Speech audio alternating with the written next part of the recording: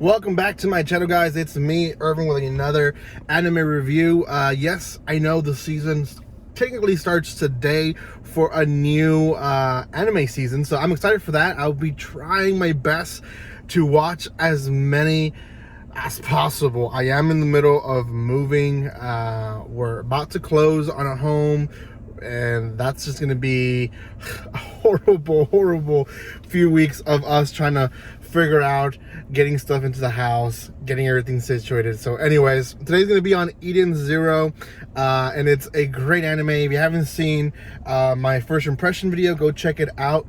I won't talk too much about the specifics just so it won't be ruined, but I will talk a little bit about kind of shocker stuff that I didn't expect from it, and you know, it ended up actually being a lot better than I expected. But before anything else, if you have not done so by now, make sure you subscribe to my channel. We are still trying to reach 4,600. Unfortunately, it's the first of the month, so we didn't reach it, but I know we can. So make sure you subscribe. So go and do that right now. That's gonna help the channel so much. You guys don't know how much it helps. So comment, like, and share as well. Also, like I said, very soon I'll be posting already first impressions on the new anime coming out this season. I'll try my best to do as many as I can. I know this season I won't have a lot of first impressions, but I'll have at least a few, so check those out. Okay, Eden Zero. Eden Zero is by the same producer or same writer of Fairy Tail, and it was kind of in, you know, eyesight of a lot of people for a while because it was a manga and a lot of people weren't really sure about it. As an anime, personally, I prefer Eden Zero over Fairy Tail. For some reason, it seemed like it flowed better, at least the first season. I remember watching Fairy Tail. I think I only watched 4 or 3 seasons of Fairy Tail. I remember the first season of Fairy Tail was just kind of rough. It really was, and it really shows that the writer has matured but also grown in experience in writing a story.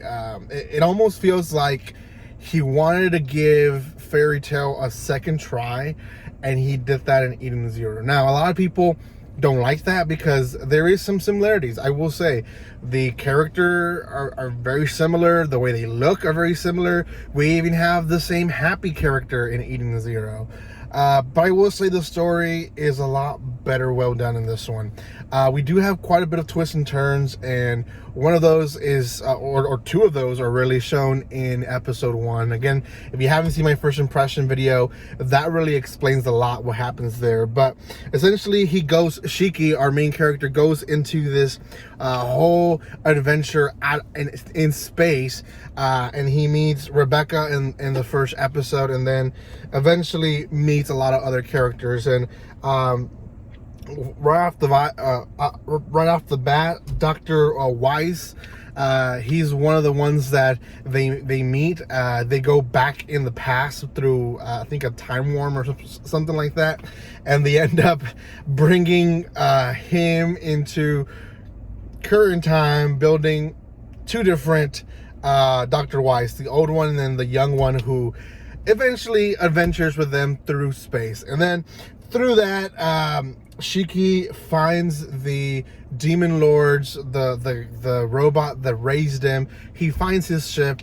He's able to take control of it, and through some circumstances that I don't want to explain because it'll ruin the episode, he ends up with the ship and ends up essentially trying to find these 4 robot girls that are gonna help him run the ship smoothly so they can go to the next level. It almost feels like they're moving in the same direction of like One Piece, of basically there's different levels in space that you can't really reach certain levels without certain equipment, and that's what they're building up right now too. Shiki finds, I think, 2 out of the 4, and then the 3rd one shows up right at the end of the season 1.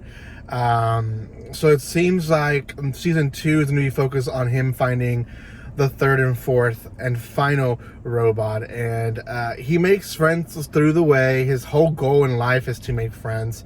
Character himself is a very humble character, loves his friends, and through it all, he's one of those characters that you kind of typically see in shonen series. I will say though, when it comes to the mature level of this, is that a lot of the,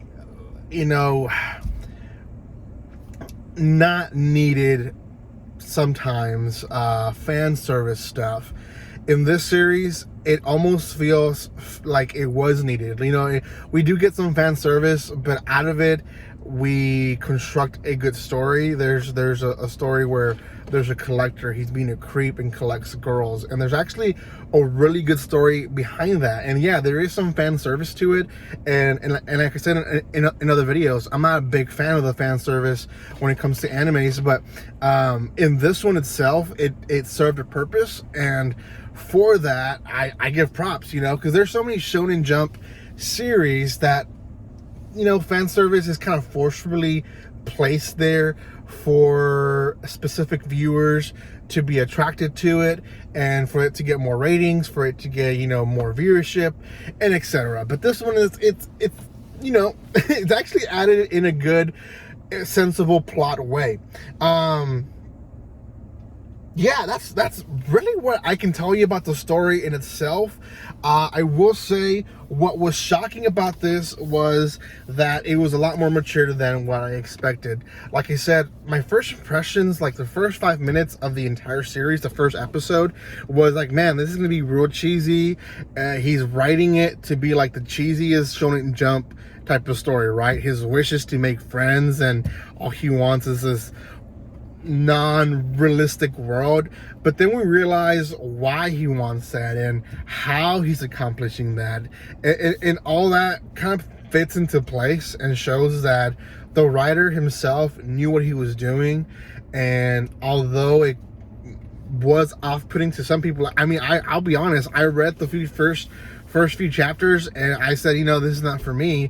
But then I watched the anime and now I'm hooked. So the writer did a good job. I think he was trying to get this hook on readers, and unfortunately I didn't give him the chance that he deserved as a writer, mainly because I didn't like Fairy Tail, and I did give, I think 3 seasons was what I watched. So anyways, overall, I give this one probably a 8 out of 10. I think it's a pretty good, well done series, and I think some more people should see it. It is on Netflix, dubbed, subbed, and dubbed in different languages, so you guys can go watch it there. They only have the first season. I think it's only 12 episodes, so there's not really much for you to watch.